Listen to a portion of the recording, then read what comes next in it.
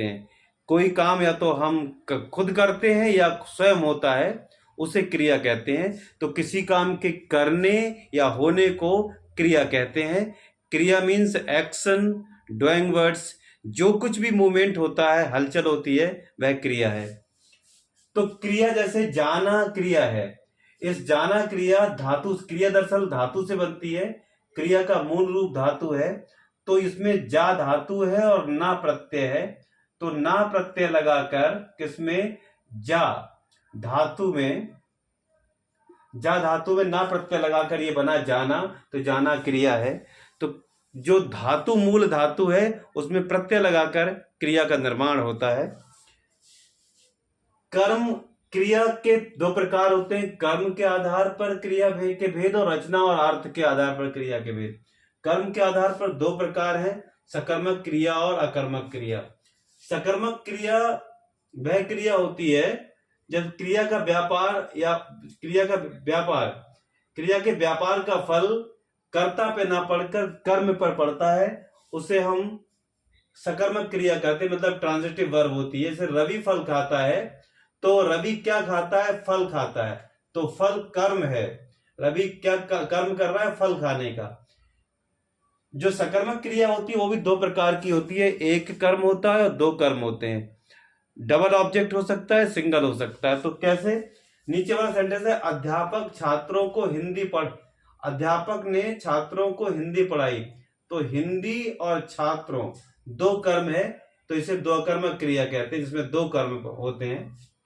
अब दूसरी है अकर्मक क्रिया। जब क्रिया के व्यापार का फल व्यापार करता करे और फल भी कर्ता पर ही पड़े। मतलब क्रिया व्यापार मतलब कर्ता ही करे क्रिया का और उसका फल भी कर्ता में पड़े, तो वो क्या होती है, अकर्मक क्रिया होती है। इसमें क्रिया का कर्म नहीं दिया होता है। जैसे बच्चा रोता है, तो बच्चा क्या है, कर्ता है, रोता क्या है, क्रिया है, कर्म नहीं दिया है। क्रिया के जैसे कि हमने बताया, क्रिया का निर्माण धातु से होता है। धातु जो है क्रिया का मूल रूप है। मतलब धातु को रूट कहते हैं इंग्लिश में। रूट इस जड़ है, ये क्रिया का निर्माण होता है इससे। जैसे मूल धातु क्या, जा, खा, पी, रह, इस तरह से। यौगिक धातु जो मूल धातु में प्रत्यय लगाकर बनाते हैं या कई धातुओं को मिलाकर बनाते हैं, उसे यौगिक धातु कहते हैं। अब है रचना और अर्थ के आधार पर रूढ़ क्रिया और यौगिक क्रिया। दो भेद है रचना और अर्थ के आधार पर, रूढ़ क्रिया और यौगिक क्रिया।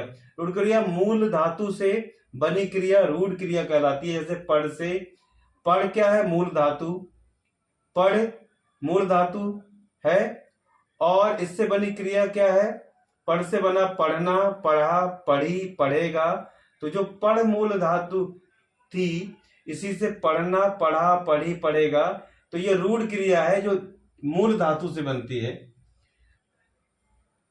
अब क्रिया का रचना के आधार पर भेद क्या है, यौगिक क्रिया। यौगिक क्रिया वो क्रियाएं हैं जो दो क्रियाओं को मिलाकर बनती हैं। तो इसमें ज्यादातर जैसे यौगिक क्रिया कौन सी, नाम धातु, संज्ञा, सर्वनाम, विशेषण से बनने वाली क्रियाएं नाम धातु क्रिया कहलाती हैं। नाम संज्ञा से, सर्वनाम से, विशेषण से जो क्रिया बनाई जाती हैं, जैसे बात से बनी बताना, अपना से बना अपनाना, चिकना से बना चिकनाना।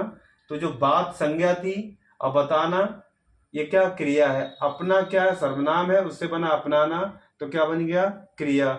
चिकना क्या विशेषण है, चिकनाना क्या बनी उससे क्रिया। संयुक्त क्रिया कोई क्रिया अन्य शब्द भेद के योग से बनती है, जो जैसे नाश करना, अच्छा होना, काट डालना, पढ़ता जा रहा है। जब दो तीन मुख्य क्रियाओं का मेल होता है एक साथ ग्रुप में, तो वो संयुक्त क्रियाएं कहलाती हैं।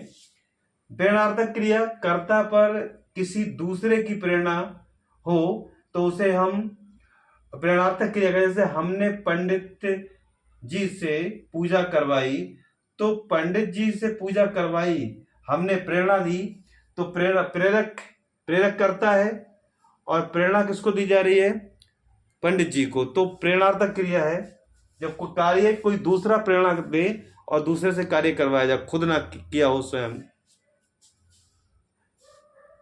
और अनुकरणात्मक क्रिया होती है, जैसे आवाज, किसी जैसे कोई जानवर हो, कोई पक्षी हो, कोई कीट हो, उसकी आवाज के आधार पर, ध्वनि के आधार पर जो क्रिया बनाई जाती है वो अनुकरणात्मक होता है। जैसा वो बोलते हैं वैसी क्रिया बन जाती है।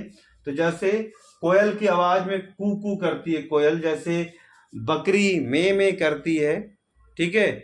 और भी बहुत सारे पक्षी जानवर हैं जिनकी आवाज के अनुसार क्रिया बनती हैं, ठीक है। तो में से बना मेम्याना, कू से बना कूकना।